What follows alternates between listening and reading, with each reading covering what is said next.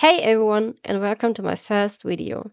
If you clicked on this video, you probably know the 3D animated kids show Miraculous Tales of Ladybug and Cat Noir. Like many people my age, an age that's actually a little too old for the show, I have grown to both love and hate the series. And in the end, it mostly turned into pure frustration. So I started creating my own version, of course. At first, it was just small things here and there, but thanks to my hyperfixation, it led me to make this video. A little disclaimer up front. This video contains spoilers. Also, I'm not claiming that my ideas and changes are better. I simply wrote the story in a way that works better for me. Maybe you can think that my version is just another universe like in the Ladybug and Shadow Noir movie, so both can eventually coexist. With that said, let's get started. In my first video, I will be focusing on the rewrite and redesign of the first main character, Marinette Dupain-Cheng. I start with the ideas and approaches I like about the original version of Marinette. At first, I really like the contrast between Marinette and Ladybug. That has a great potential for a character develop. I also like that the miraculous holder of creation is creative and likes to create something new even without magical abilities. And even if her actions say otherwise in the show, the concept that Marinette takes her role as a superhero and protector of Paris seriously, but also is overwhelming for her, is a realistic concept. But it just needs to be better realized, and that's where it starts. Miraculous Ladybug constantly tries to make us believe that Marinette is a great person and that you can totally relate to her. But neither is true. So let's continue with the things that bother me about Marinette. Her very worst character trait, and I have the feeling 100% of the community agrees with me, Marinette is a fucking stalker and one of the pretty sick and creepy kind. I don't think a kid show should glorify that. Heck, any series in general. Even the show features other characters who do similar or even exactly the same thing, and Marinette and everyone else find it's a terrible behavior. But the third's cute and true love? Hell no! This brings us to the next point, Marinette's double standards. She thinks it's really bad when others are exposed, favored, when others lie or steal, get advantage for their own benefit, use the power of the miraculous for their own benefit, prejudge others, stalk others, or snoop around in another room. But Marinette has done all that and even more herself. And don't get me wrong, double standards as a character trait in a show that you're supposed to learn something from wouldn't be wrong if it was the villain or the bully of the class and not the fucking morally good main character who serves as a role model. And if it does happen to the main character, because people aren't perfect and we have to learn, especially when you are 14, 15 years old, then please have consequences and character grow.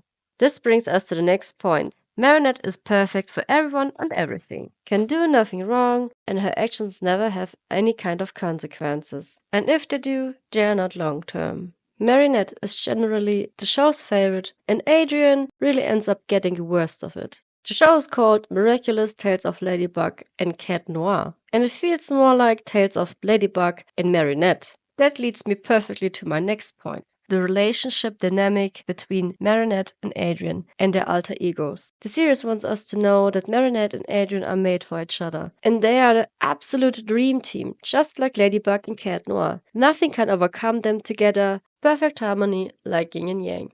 Bullshit. Marinette loves Adrian's facade.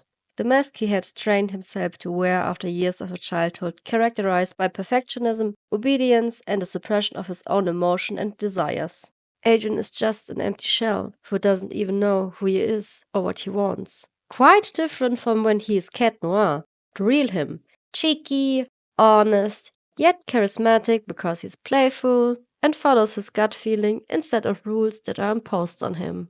And what does Marinette think of Cat Noir? She finds him annoying and irritating. It even goes so far that she neglects him more and more until he gives up his miraculous, and only then does she realize, oh no, even the guy who adored me and ruled over me, the guy who I thought I can treat like shit, is no longer by my side. What am I going to do now? Miraculous love bomb and gaslight. And do you know what all that reminds me? Yeah, Gabriel, and the dynamic between him and Adrian. Also between him and Natalie. Marinette is just as selfish as Gabriel, the damn main villain in the show. In the episode Cat Noir 2.0, Cat Noir becomes Catwalker. So actually, Cat Noir with Adrian's character. Obedient and functional. Everything his father drummed into him to be a silent, functional tool. And what does Marinette think of that? She totally getting off on it. Even says he's too perfect and that's why she rather go back to Cat Noir. Bitch, are you kidding me? And the show tries to sell it to us like it's true love and soulmates? No thanks. What's more, Adrian and Marinette are supposed to be yin and yang, but there's none of that. Marinette does everything on her own, even the ability to destroy things. The ability that actually belongs to Cat Noir. She does herself by simply smashing the akumatized object with her knee or her stupid yo-yo. And yet, she can create a lucky charm, which always some random shit. She can create a lucky charm that is really a lucky charm, with which you can protect yourself against Akumas, or not. I never quite understand that. Probably because that was just another marketing thing to sell even more merch to little kids. Ah, well. She can also de-evilize Akumas, another unnecessary thing I would delete. And last but not least, she can fix anything that's broken with a big fat hit, just like that. Coolio.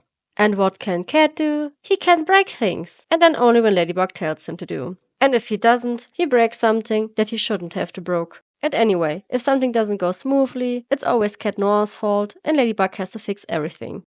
Even the finale with Hawkmoth, or Monarch, or I don't know, Adrian's fucking dead. She takes over the whole fight. And what does Adrian do? He has nightmares in a pedal cell. Best story written ever.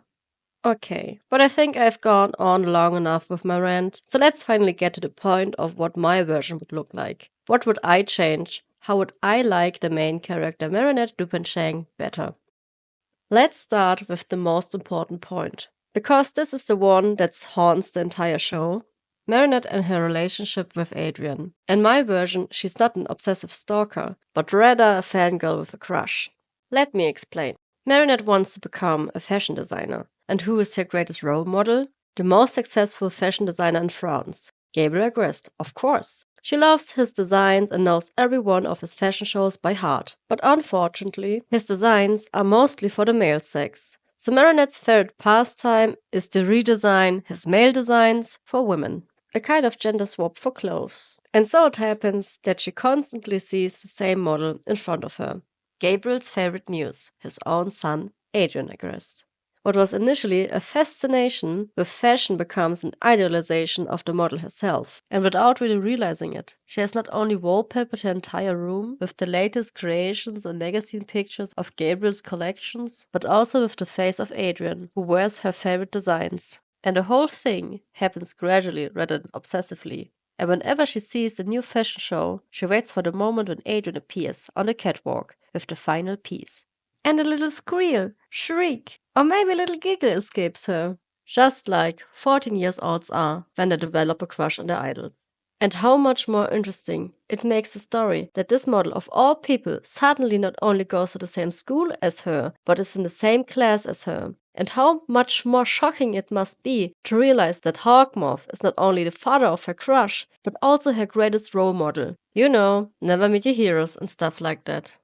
In addition, she has to realize that a crush is something other than true love. Because in my head canon, the two come together later in the story. But Marinette realizes that Adrian is just a facade, an empty shell who has only ever followed instructions, has to function, but has never dared to explore his true self.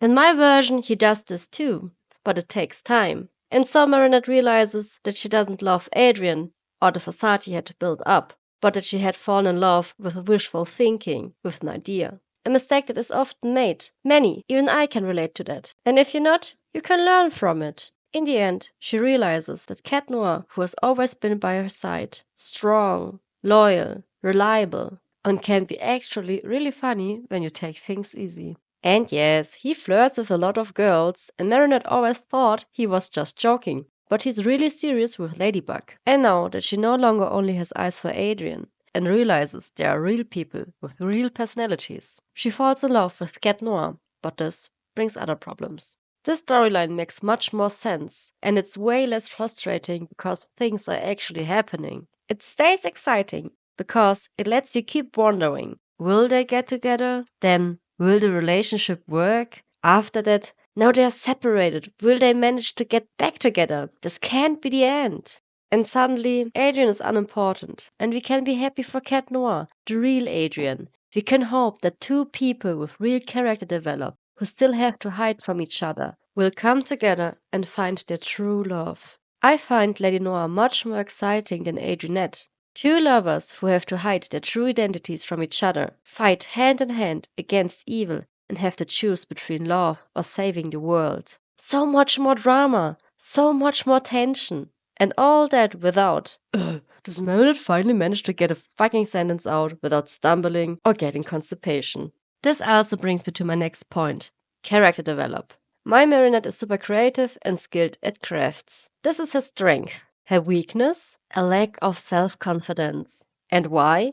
She has always a safe home and a loving family. That's exactly why. I always thought Marinette's parents were too perfect. A strong contrast to Gabriel, who's just an asshole. Both very bad character writing. In my version, I imagined that Marinette had a loving childhood, but her parents were overprotective. Marinette is their only child, their treasure. Her father Tom was a helicopter parent who always made sure nothing ever happened to his little moon pie. She was never allowed to climb too high on the playgrounds or cross the street on her own. And whenever the neighbor's kid teased her, her father would turn into a wolf. Her mother was raised with a strict upbringing and strong traditional values. Even though Sabine broke away from some of the family's traditions and allowed herself more freedom than they ever did, the fear still stayed with her. What will others think of you? Don't make mistakes. Don't be a burden. And even though Marinette's parents love her and only mean well, this has trapped her. Perfectionism and overthinking before acting have become strong character traits in Marinette. Don't make mistakes. Don't take unnecessary risks. But that doesn't protect her from being bullied. Last year was terrible because Marinette had a personal bully. But this year was supposed to be different. She wanted to become more self confident, braver. She's slowly becoming more confident, not only in sewing her creations, but also in wearing them. She even dyed her hair. She's a teenager, in that phase where you want to rebel, break free from chains, test boundaries. And even though her parents have always been loving, they've made her feel a bit trapped. And what better time for a little image change than the start of a new school year? In this year, she started wearing boots and a leather jacket, just like her favorite singer, Jagged Stone. Her parents were quite surprised to find out that Marinette listens to, let's say, pretty heavy music, almost more like noise. Also, Sabine was a little bit worried when Marinette came out of her room with colorful hair. But her parents know what it's like to be young, and even if they're worried, they support Marinette, of course. Still, for Marinette, constantly being asked if she's okay and sure about her choices feels more like criticism than genuine concern. So we have a character develop from insecure and perfection driven to strong and confident and taking things as they come. And her role as Ladybug fits in perfectly. Oh, by the way, in my version, Ladybug is called Lady Red. I thought she has a phobia of insects and really hates the word bug. I mean, how funny is that? Her Miraculous is literally a bug. That's funny, right? I think that's funny. Anyways, I also like the idea that the Miraculous choose the holders on their own. Tiggy chose Marinette because she's creative, crafty, and has a strong sense of justice.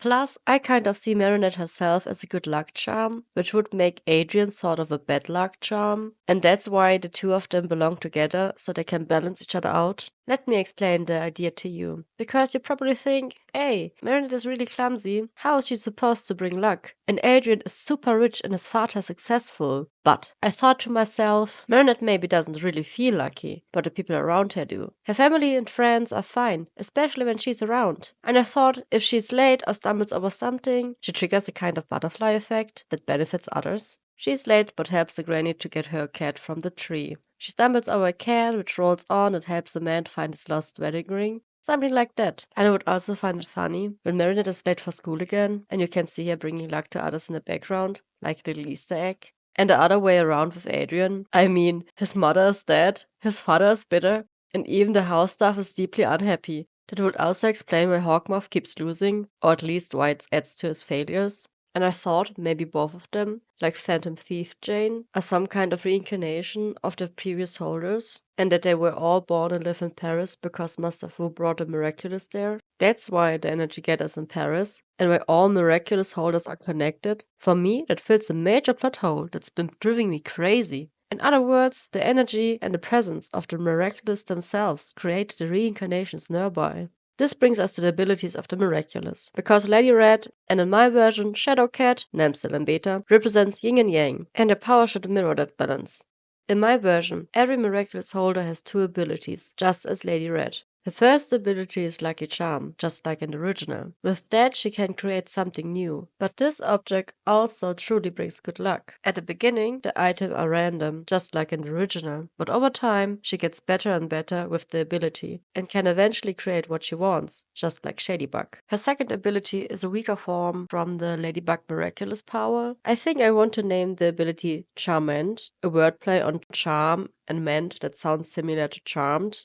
Unless you think it's a dumb idea, then I will find something else. With this, she can heal or repair one thing, just one. After using it, she has to transform back before she can use the ability again. I thought that just as Cat can destroy the entire Eiffel Tower, she could also repair the whole thing. Even though the Eiffel Tower is made of many parts, it will count as one single thing. This way, fighting and destroying things would have greater consequences, but she could also heal with it. That would come later, and again only under certain conditions. But I thought if the Cat Miraculous represents destruction, bad luck, and therefore death, then the Ladybug Miraculous must stand for creation, luck, and life, so healing would naturally be a part of that. I also thought that maybe Lady Red can only repair and heal things that were caused or damaged by a Miraculous. That way, the healing wouldn't be overpowered, and she wouldn't end up in some kind of Jesus situation where people keep coming to her, one after another, and she has to heal them, de-transform, transform again, heal the next one, and so on and on. But then her ability wouldn't really be equal to Cat's, since he can basically destroy anything. The other way around, if Lady Red could heal everyone, then Hawkmoth would only need the Ladybug Miraculous.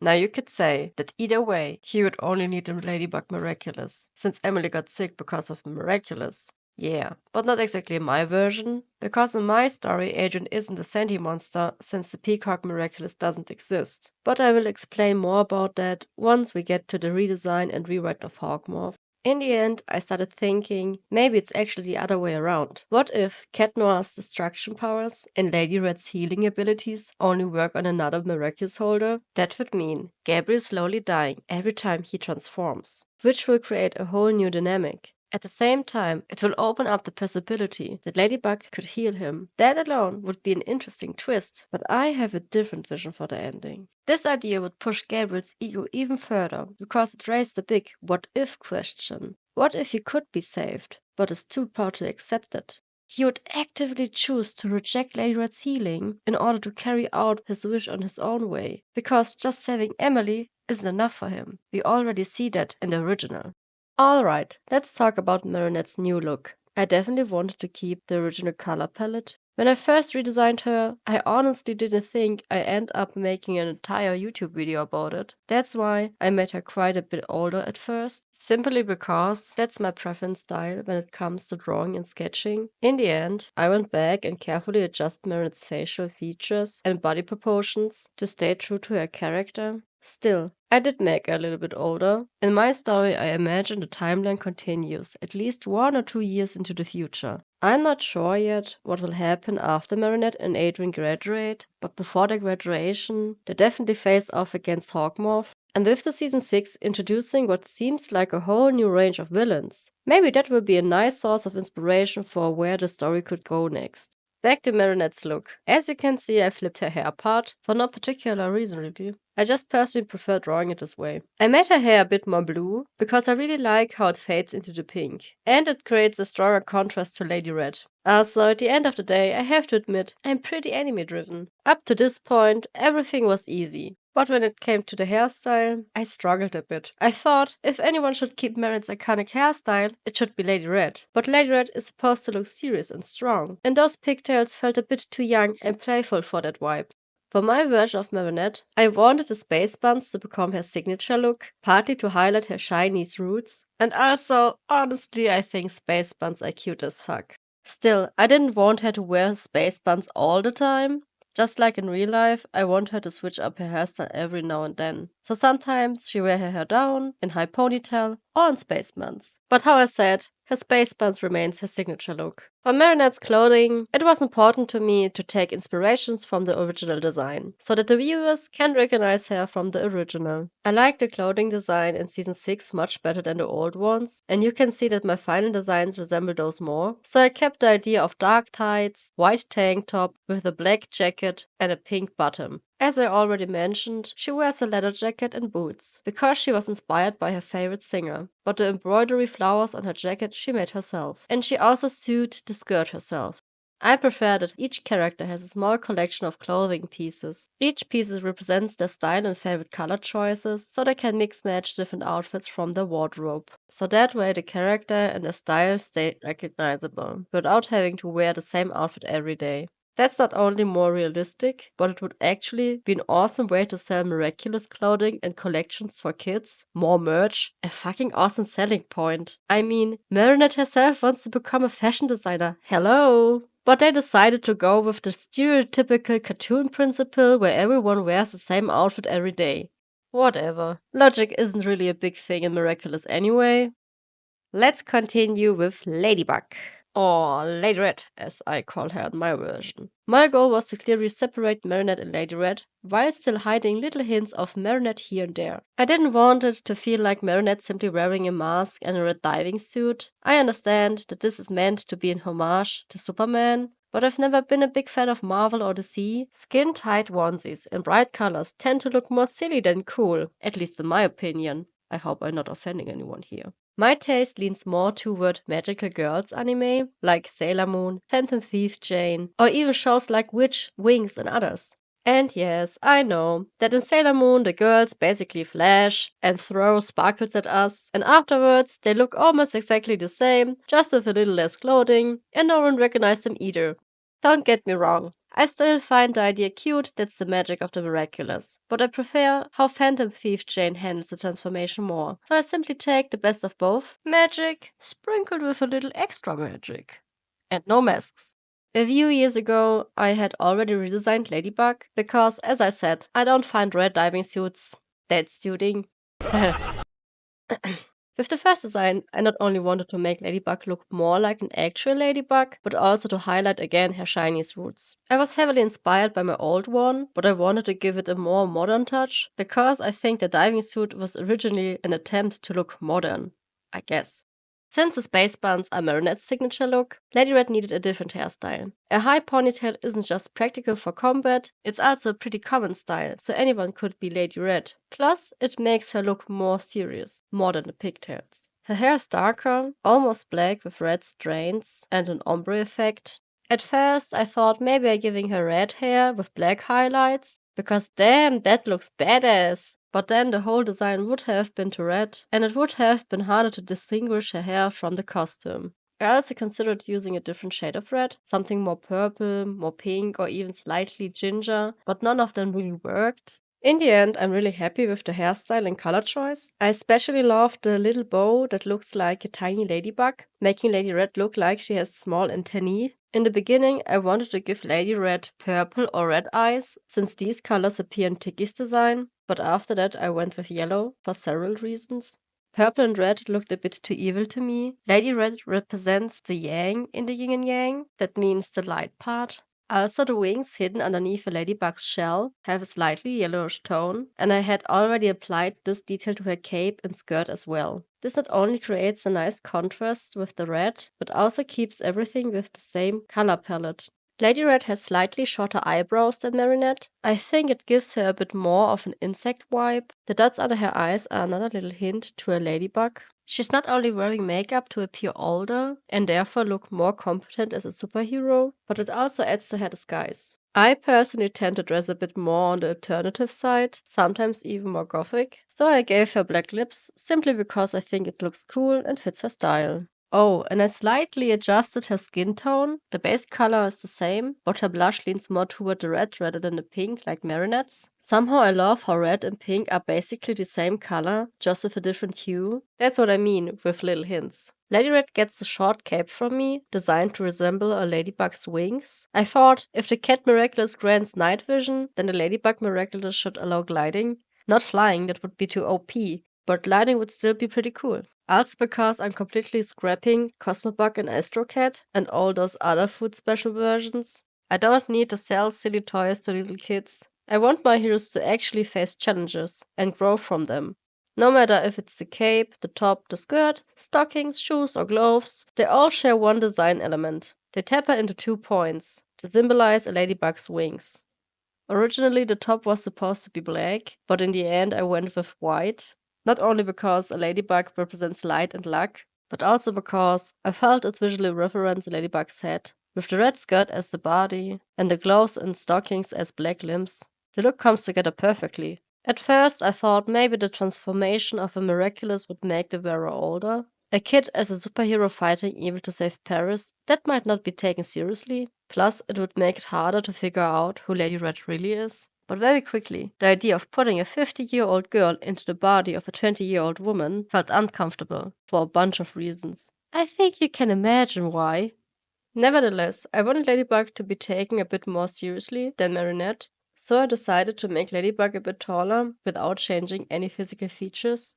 That way she just looks like a taller 15-year-old girl. And with the makeup, she could be maybe 16 or even 17. But it stays in a frame without being able to, let's say, justify certain thoughts and things, you know? Any other detail like the buckles or shoes with plateau are purely out of my own preference and taste. If you like my ideas and designs, you can look forward to my next video, where I redesign and rewrite Adrian and his alter ego Shadowcat. Oh, and maybe tell me what you think of the new superhero names. With that, I wish you all a nice day and stay safe. Bye!